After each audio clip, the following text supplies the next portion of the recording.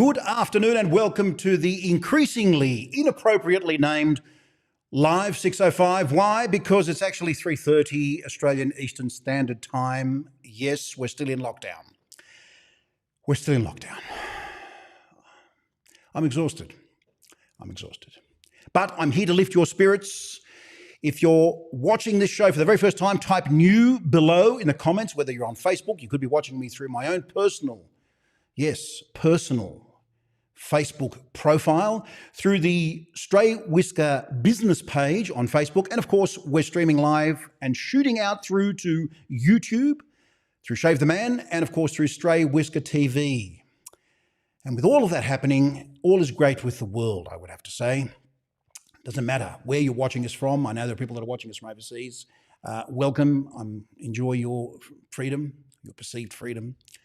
Who was it? I think it was Jean-Jacques Rousseau who said, "Man is born free, and yet everywhere he is in chains. But we shall attempt to unshackle you from those chains." I'm your host, as I said, Concast and Zetas, Shave the Man, or should I say, not shaved the man. It's an experiment, okay? We love experiments on this show, and I'm going to put myself through it. Forget Big Brother experiments and things on TV. This is where the new reality TV is happening, right here and now. Paul Phillips, good afternoon, bearded one.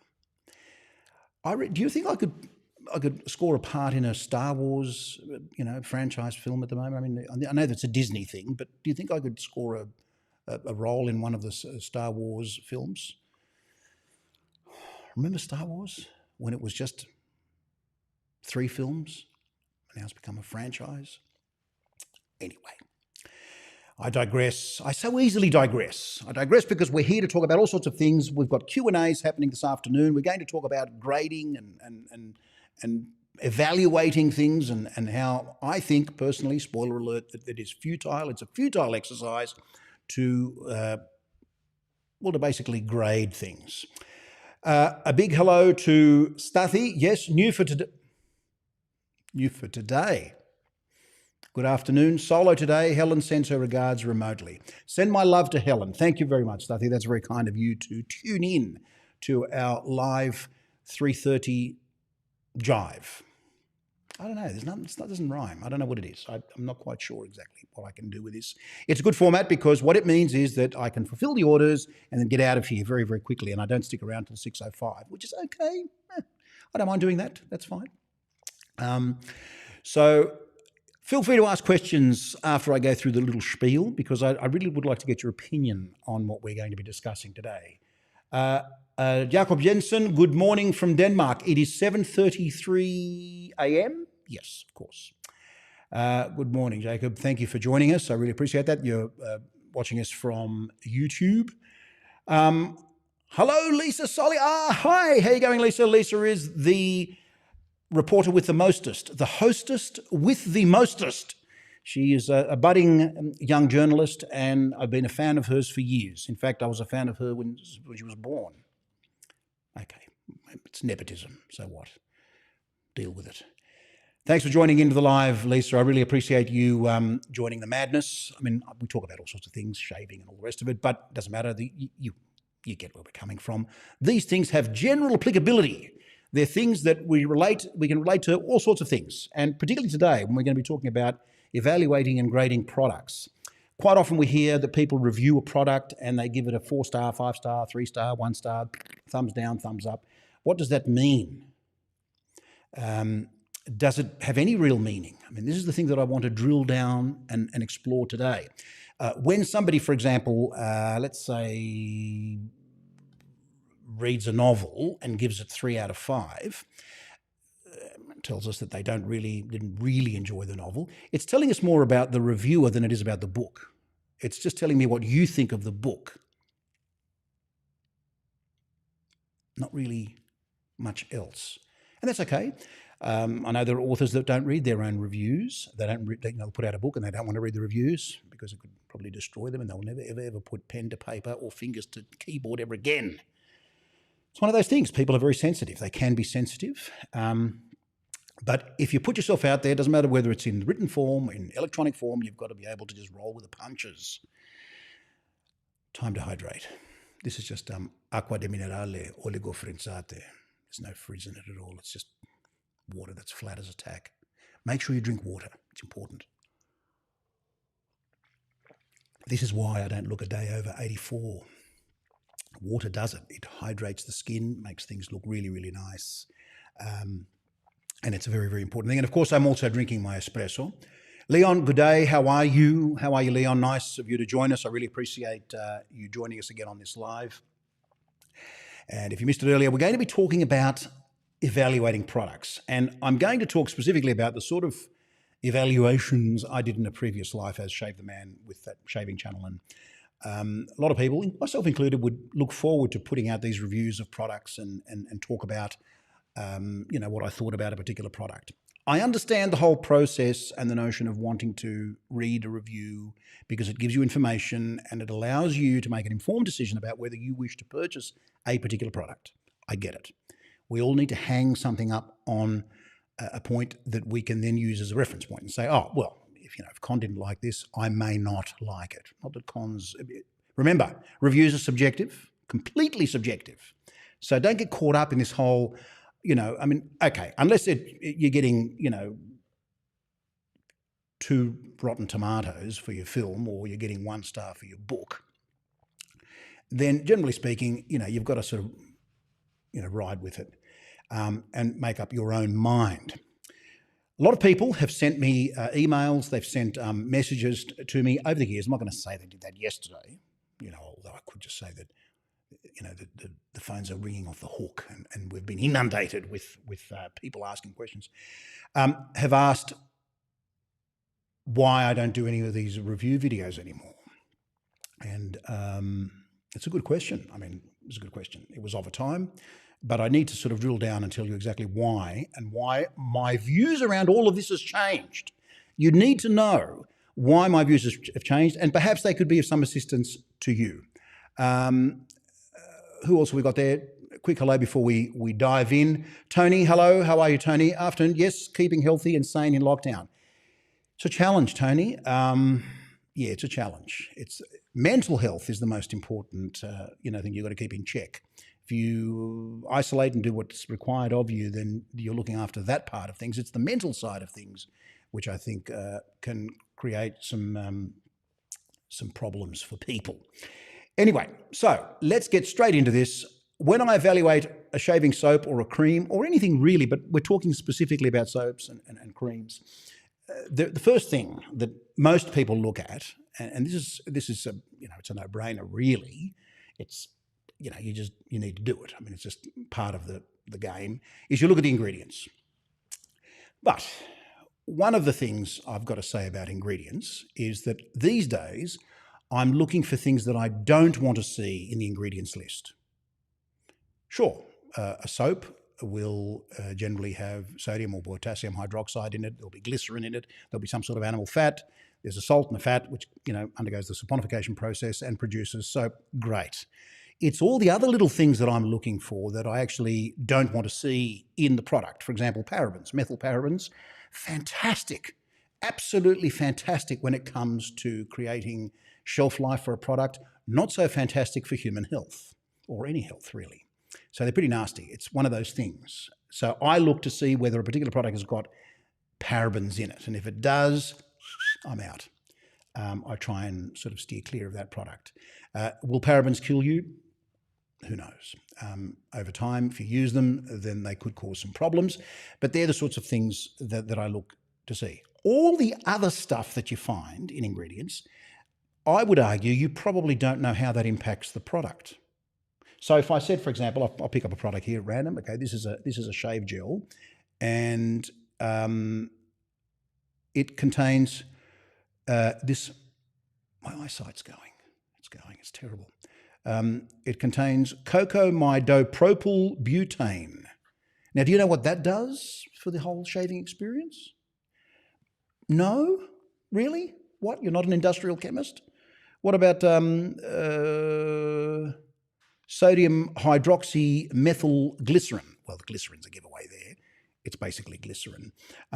So I would argue that there are ingredients that we don't really know the function of. It might be part of the whole formulation that produces the end result, but hey, yeah, that's what I look at. I look for ingredients. And what I'm looking for is there are certain things that I do not wish to see in the ingredients list.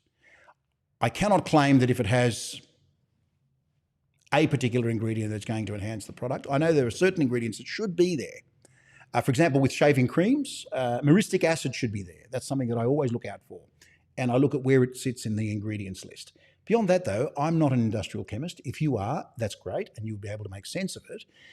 And even if you are a chemist, you don't know the sort of ratios and proportions that have gone into that particular formulation. So you really can't make an informed decision. What you can say, though, is, I don't want this ingredient in my product that I'm going to put on my face, or, it's going to cross the skin barrier and it might cause some problems in the future. So they're the things that I look for.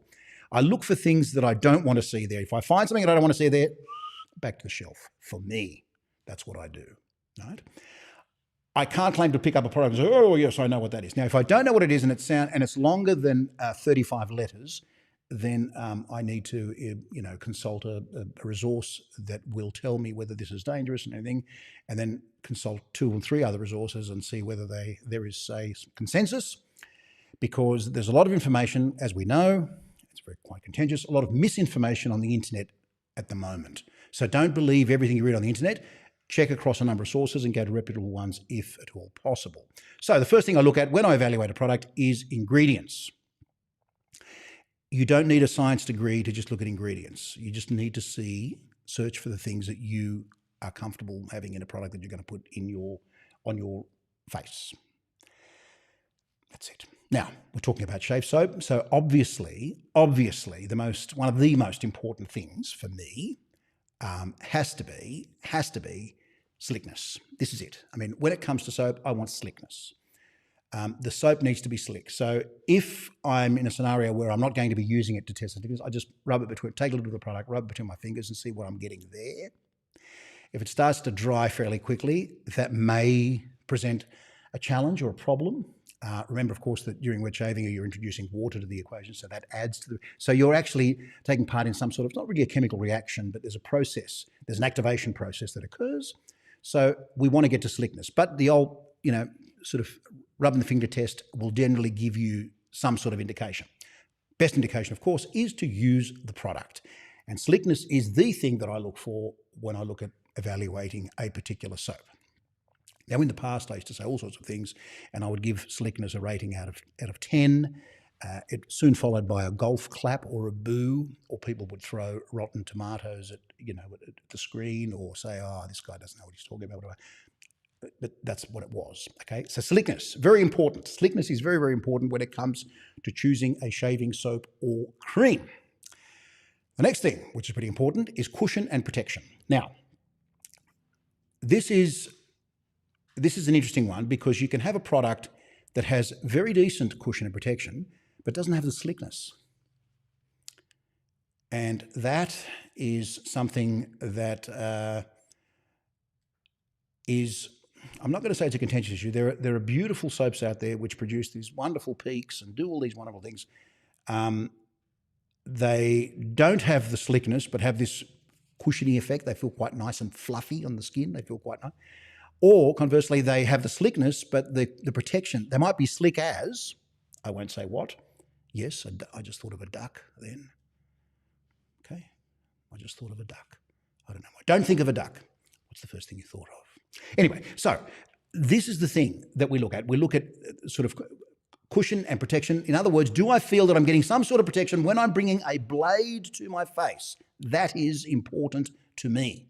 So and mind you, when I'm doing this, I'll use the product at least 3, but I push it out to 4, 5, or even 6 times to be able to make some sort of informed decision as to whether I should carry the product or whether I will use it myself and continue to use it.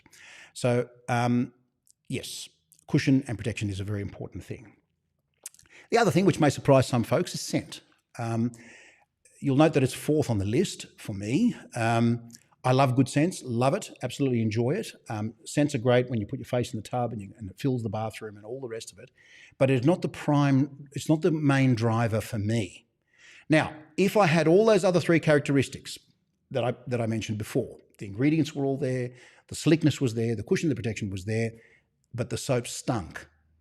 Yeah, and not in a good way. It stunk. I would probably not use it as much as okay, I'm going to mention a product, okay? But I can mention it because it no longer exists in that same formulation, and it is by one body shop. It was the Macaroot. That product to me was death. It was pond slime. I don't know what, it was terrible, terrible, terrible, terrible. But it worked so well. It had really good slickness. It had excellent cushion and protection, but the product stunk, so I didn't use it as much. Recently, I purchased a tub of the Body Shop Macaroot product. The smell's gone, but so is the performance, in my opinion. It's nowhere near as good as it was before. It doesn't have that slickness, doesn't have the cushion and protection. Still a good cream, but for me, I didn't find, it didn't set the world on fire. The one that stunk did, though. Oh, God, it stunk. It was bad. Time for some espresso. Okay, so scent. Scent's important. I know some people want to be able to be smelled 3 blocks away. If that's your thing, that's fine. Again, you need to consider that with the ingredients and whether these things are doing any good or harm to you. And so that's the thing that is a major consideration for me. First of all, when you're using the soap, you smell it, yes, but eventually, soon after, the soap scent is not what I'm looking at. Once I've got that lather on my face, is to make sure that I'm getting a really good shave. Okay, I know that the scent is great. I know that all of that stuff, but really when I'm using the product, it comes and it goes. It doesn't linger on. That's where, aftershaves and colognes come into play. But of course, we're only talking about shave soap and shave cream.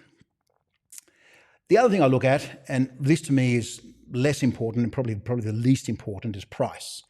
Okay, if somebody says to me, here's a great soap, it only costs $350 for a 100-gram tub, I might sort of reach for my wallet and make sure it's still there, that I haven't been robbed. Or I might say, yes, look, this is the product. This is what I want. I want this product. I like it. I've heard it's really good stuff. I'm going to drop the money for it, and I don't care. I don't care what anyone says. I'm going to pay the price. It's fine. To me, this is the least important thing, but it's not something that's insignificant, right? It is significant. If somebody said to me, that soap there costs $350, you'll get a luxurious shave out of it. There is a point, a critical mass. You reach that point where beyond that, I can't justify to myself paying that sort of money for that product. I'd like to hear your opinion on that anyway. But the most important thing for me, regardless of, and this is probably why I mean, there are other reasons, but why I stopped doing soap reviews, is that the key for me, the key criterion for me is, how much did I actually enjoy the soap? Did I enjoy using this soap? Did I enjoy it? Was the whole experience enjoyable?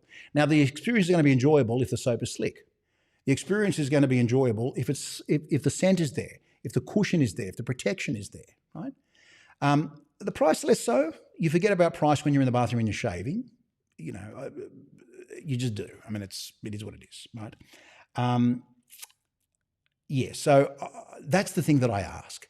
So now I'd have to say to you, how does one do a review on a soap in a meaningful way to, let's say, Tony Ramirez that's out there watching this, that'll make sense to him? Now, Tony could say, look, this is great quality. I thought this was a great soap. I used it, it burnt my face. Didn't really think much of it, but anyway. It's great because it gets a conversation going, but essentially, for me, it's hard to quantify enjoyment, because enjoyment for me is a qualitative thing. There are quantities within that go to make up the whole experience, but for me, it became increasingly meaningless for me to give a soap a score of 8 out of 10. Because at that point in time, with that level of experience, using that particular razor, with that particular razor blade, on that particular day, with the growth that I had on my face and the amount of hydration, both internally and externally, that particular soap didn't perform very well. Therefore, I'm going to say it's an 8. It doesn't mean anything, because once you've hit 8, there's only 2 places to go up, and that's a 9 or a 10. Once you hit a 10, there's no headroom. It's nothing beyond a 10. And that becomes a bit tricky. It became tricky for me. It's not tricky for lots of other people, and there are people that say this is, So what I like talking about now is I really, really enjoyed this particular soap a lot. What about that soap? I didn't enjoy that as much, right? Now, I know that's wishy-washy, and I know it doesn't pin down the reviewer, but to me, if you think that's wishy-washy, I think giving something a score of 8 is wishy-washy, because I'll tell you what, there was a particular product, and I'm not going to mention what it is, it's there in my videos, that I gave a very decent review to that I now no longer agree with. I don't agree with that review. I should take the video down, but I leave it there to punish myself and say, what were you thinking? Well, I'll tell you what I was thinking. At that time, with that formulation, that was a good soap. That was fantastic. At that time. Today, I wouldn't think twice about that particular product. No snobbery. It's just that it just doesn't work. And they've changed the formulation. So I'm not talking about the same product anymore. So if I pin it down to, yes, this is the product I used, and this is the experience that I had, someone will jump in 4 years later and say, yeah, you're an idiot. Yeah, just an idiot. This product was terrible. It's cheap, it's nasty, they've cut corners. It's the tubs that it's in, are cheap. I can't have it. There's no scent anymore. It doesn't smell great. It's developed stearic acid spots on it. It looks like something a creature from the Black Lagoon. This is the product you were talking about? Well, I can't go back and say, look, addendum, or sorry, I've changed my mind. When the evidence changes, so does my mind, and all the rest of it. But you've got to just say, look, I really enjoy this soap, or I don't. The other thing is, I'm not going to review soaps, which is another thing, that I don't enjoy or that I don't rate. So I'm not going to get on and do a video about a product and say, this was 4 out of 10. Why do that? Speak to the person that made the soap, if they're an artisan, and they probably are. Just say, look, this didn't really work for me. If I put this review out, I know you want me to be honest, but if I'm honest, it's going to create controversy. Some people say any publicity is good publicity. I disagree. Help the person, work with the person behind the scenes, and make the experience an enjoyable one for everyone. That's it. I mean, that's really all I have to say about that. Let's go to your questions or comments. Steve Wilson, yes, Taylor Rob on Street, German Street is my favorite of all time. Amazing scent, amazing performance. Yes, I agree with you. And if somebody picks up that soap for the very, very first time, or that shaving cream for the very, very first time, and they haven't had any experience with wet shaving products, they will be blown away by this. They'll just smell it and go, wow, whoa, whatever. I like it. I tire of it from time to time. I'll go back to it. But for me, my relationship with German Street is one that distance makes the heart grow fonder. So the less I reach for it, the more I love it. Or if I reach for it too much, it's let's flex some French muscle here. Or as the French would say, familiarité engendre le mépris. Yes, familiarity breeds contempt. Change it. Rotate it, go through, use all sorts of products. Don't stick with the one, just move through. Rotate through, go through the products. But yes, I'd have to agree with you. That is a very, very, very easy sell. People smell that, they go, wow, amazing. And it just works. It works. Any other comments here? Still having, yes, good day, hello, yes, oh no, lockdown. What can we do? What can we do? What can we do? Lockdown is, well, it makes one grow a beard. I don't know, it's looking it's a bit scruffy. It's now at that scruffy stage, but I'm just going to let it go. Let's look at the ones at the top here. Look at that. Look like a sea anemone soon. Eh? Look at that. I don't know. Yeah, it's like I've never seen myself in the mirror. It's shocking. Shocking in 1080p. Or is it 440? I think we're pushing out in 2K at the moment, or whatever the platforms are allowing us to do. Any questions, put them down below. If you don't have any questions, that's basically it. That's all I wanted to say. So I don't do reviews anymore because it's not, I got sick of it. You know, obviously I'm sitting in front of a camera now. It's not that I got sick of it. It's just that it became harder for me to make some sort of meaningful statement about the soap and not use what people wanted me to use, and that is a rating system that says, oh, I give this 3, I give that 5. I understand, I get it, I know. We are a ratings-driven society, world even. If something gets a bad rating, it's, you know, people say, whatever. To me, though, if something gets a middle-of-the-road rating, if something gets a 3, let's say, out of 5, again, this is arbitrary, I'm generally interested. It's piqued my interest because there are some people who think it's wonderful, so it's polarized people. And generally, I know this to be true of film and books. If a book polarizes, I might end up liking it, actually.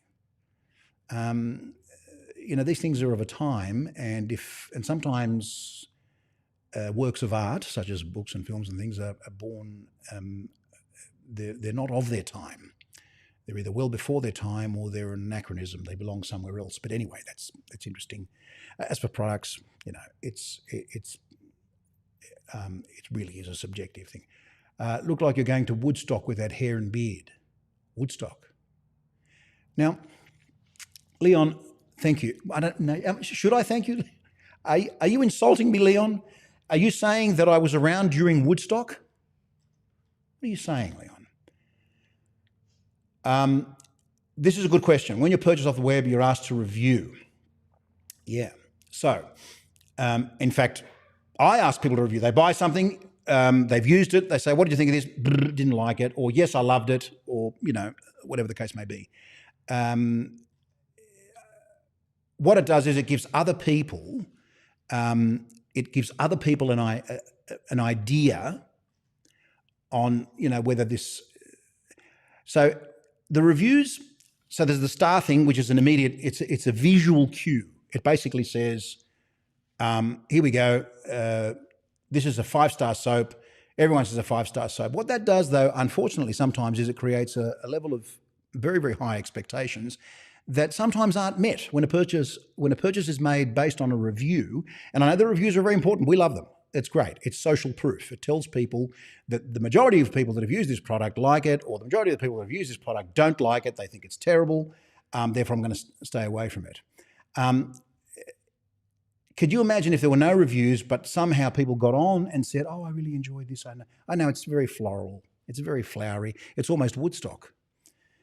It's almost Woodstock. But as I say, we need to, you know, pin opinion and taste to some sort of standard that we can then make our mind up on. And this is just the way of the world. Plus, we're online quite a bit now. And so how do you make a purchase online? How do you know that what you're buying is great or mightn't work for you or whatever? Unfortunately, yes, Woodstock. Leon, I probably was around too, but I don't think I could have gone. Any other comments there? Hi, Brendan. Hope you're well, my friend. I know that you're certainly in lockdown. Lisa, do you have a go-to product? Need gift ideas for Father's Day? Depends. Is father watching? Can I DM you later? Got lots and lots of ideas. It's interesting. Generally, a lot of people, and I have to say, a lot of ladies jump on and say, need something for Father's Day, or need something for Christmas, or need something for a birthday. Can you help? It's either to solve a problem or to answer a question. And that's what stores should be doing for people. They should be trying to do those things. You know, solve a problem, answer a question. And somehow Father's Day seems to be a bit of a problem. There's only so many hankies and pairs of socks that you can buy for Dad. The other thing is committing them to shaving this particular way if they don't shave using a razor, or if they don't have, some of them might have a beard. Lisa, Dad might have a beard. a very nice beard too, I might add, then I would suggest something like a beard brush and a nice oil or a balm. I'm using a balm at the moment. It's beautiful, really nice. And I smell nasty. Yeah, I smell really good. So good. I need time alone in the bathroom when I put that stuff on. I need to please just clear the room. I need to help him preserve his Santa beard for Christmas. Do you like his beard? I actually like it too. I think it suits him. It's quite distinguished, you know. Forget Sean Connery. Dad, aka Sam, looks great with a beard. Yeah, so I would use oils can be a bit too much, but I think a nice balm would be great. Anyway, we'll hook up and I'll let you know what I think might be of a great of interest there. Brendan, usually, unless the base changes, most soaps of any brand will work for you. It's just the sense that change. Yeah, look, I've said this before elsewhere. There seems to be a convergence of products. You know, products need to behave in a certain way. They need to, when hydrated, they need to lather. They need to provide a cushiony, slick medium for which to bring the razor across your face and not hurt yourself and cut yourself, and produce a fine result. The differences are okay. You know, soap makers look at each other's ingredients. You know, someone puts in yogurt, another one put in bison fat, another one will put in this and that, whatever, all this sort of stuff. But they're not going to give their formulation away, nor should they. So there are differences that are done. There are tweaking and things that are done at the edges. But I think scent is important. But for me, the performance is critical. Scent is important, but when the performance is great and the scent is great, well, then I really enjoy the soap, and that's what it's about. For me, as I said, it's about enjoying, and I think, you know, that's, as I've said it before, it's one of those things. Who have we got there? Starthy. Right, yes, you can give someone the best or the worst of any object in the world. Their review may be totally different to the next person's or the exact same product or service. A connoisseur will come out with a different score than an... Is this a play on words, Starthy? Have you used this before? Yes, that's true. Look, if you jump on a product page and people have absolutely smashed it with 1-star reviews, you've got to ask the question. There are too many 1-star reviews, though. I ask the other question: why is this person or this business or that particular product getting 1-star reviews? Surely they can't all be on the same, you know, on the same. Maybe it's terrible, but sometimes, not always, but sometimes people write reviews because they may be vested in certain ways. You know, they could have an interest, or, you know, I hear that this happens. This is part of corporate espionage. People bag another product and they're the opposition or the competition. Anyway, reviews are important, but video reviews for me are no longer a part of my repertoire. I'd rather show you my beard on lives and see how it's growing.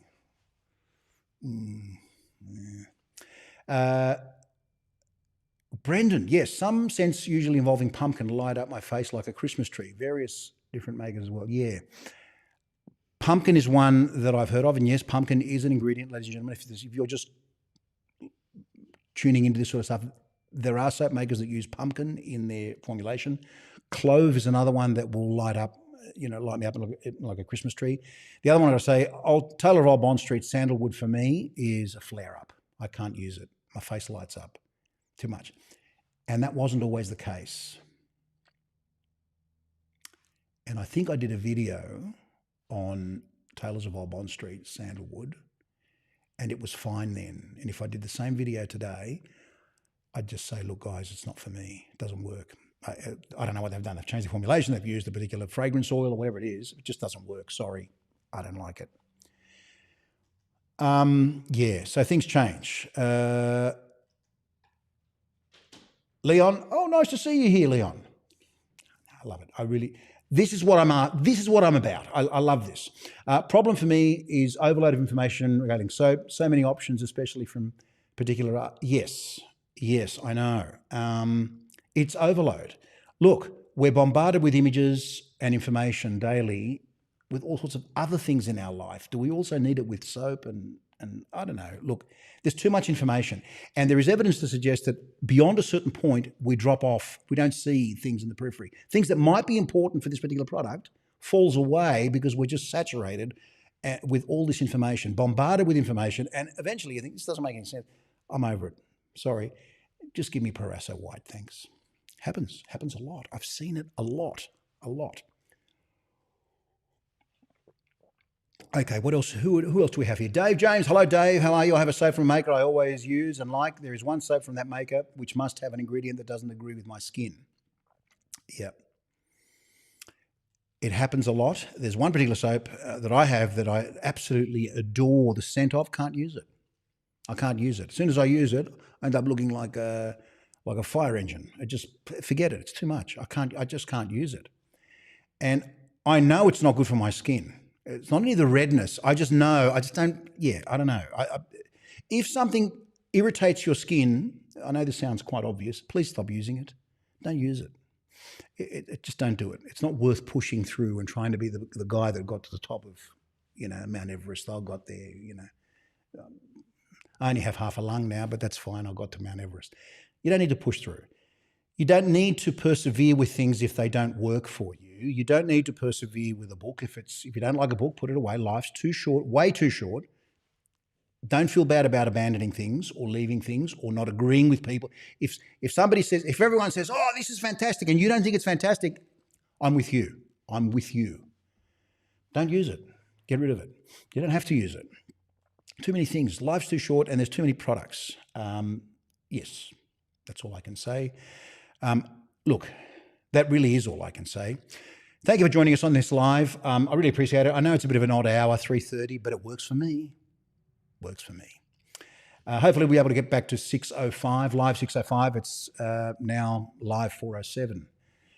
Wow, 37 minutes of pure entertainment and whiskers. Thank you for those of you that joined for the very first time. I really appreciate it. My heart thanks you, and I will hope to see you in the next live. Goodbye.